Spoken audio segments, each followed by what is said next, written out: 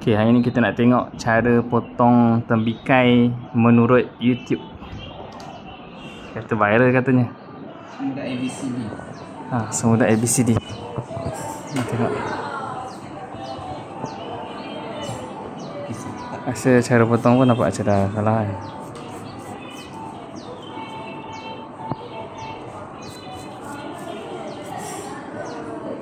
Nampak macam pro lah.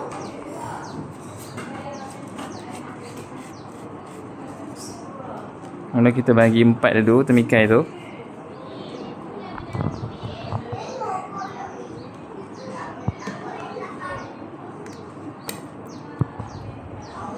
Tengok. Viral.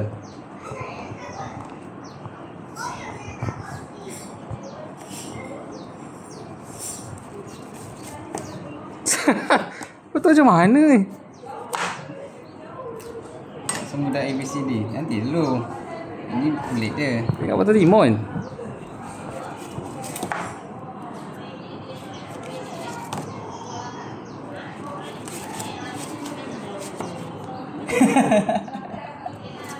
Tak tahulah salah tembikai ke salah tukang potong. Pisau tak berapa tajam ah. Oh, salah pisau, salah pisau. Sini. Jangan jadi gini ah. Dia ingat potong timun buat nasi Arab. Nampak? Dengan tekstur dia. Nampak tu. Dia kena pisau tajam Pisau ni kutumpul. Pisau kena tajam, pisau kena tajam. Yang penting pisau kena tajam.